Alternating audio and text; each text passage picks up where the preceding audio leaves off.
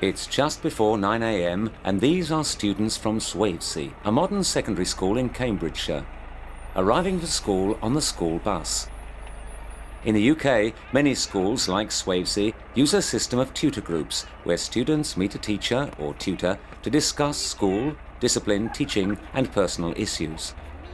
Well, a few students are chosen from each year and then we are put in a tutor group and we have one teacher who takes care of us, gives us notices and explains things that are going on, and we register there every morning and we go to assemblies with that tutor group.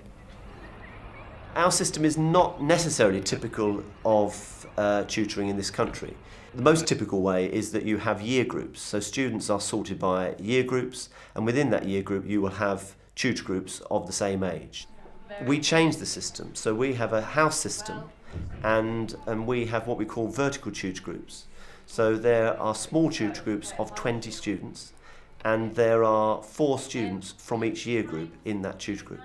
And the idea is that students can help one another and can learn from one another as they're going through from the school.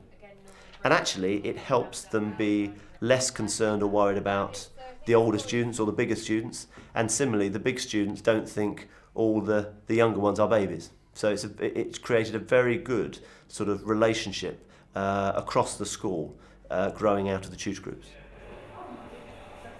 I have students from each year group in my form, so from year 7 up until year 11.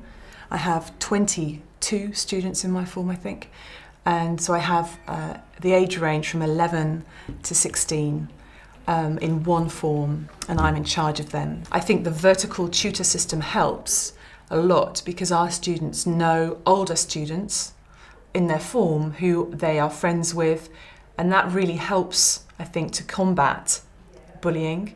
I think our tutor system is very strong, so I know students in my form would tell me if there was a bullying issue. We have 5 houses in this school, and each house has a senior tutor who is in charge of the house, as well as a student support assistant. And that person isn't a teacher. He or she is in an office all day and looks after students, deals with phone calls, deals with emails. So that person is always available. Has anybody got a bigger word than a 4-letter one? It's got to be a real. Ditch. We had pit. We've also got ditches. Ooh. And pitches. There's 7. We do strive for targets, and we do try to reward the positive aspects of what we do here.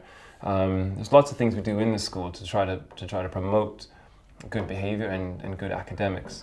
Well, I think that's about it. So I think the boys, you can get your prizes, because I think the boys have well and truly stumped the girls. I guess, having an element of competition and some kind of goal to work towards gives the students something to work towards. In school, we have a very clear system of rewards and sanctions, I think we call them. But in terms of the rewards, the students will receive curriculum credits, which are like merits or little stickers for good work, and a teacher typically can award no more than 2 per lesson, but they're expected to award them every time. And over the course of the year, the students will get certificates for getting 25 of these. If they get 60, then I will go into their assembly and present them with the certificate. And at the end of the year, for all of those students, there will be a prize draw, which will be gifts that have been donated by parents or local business. So there is a motivation, but actually the motivation for us has got to be that they come to school to achieve. And this is kind of the icing on the cake.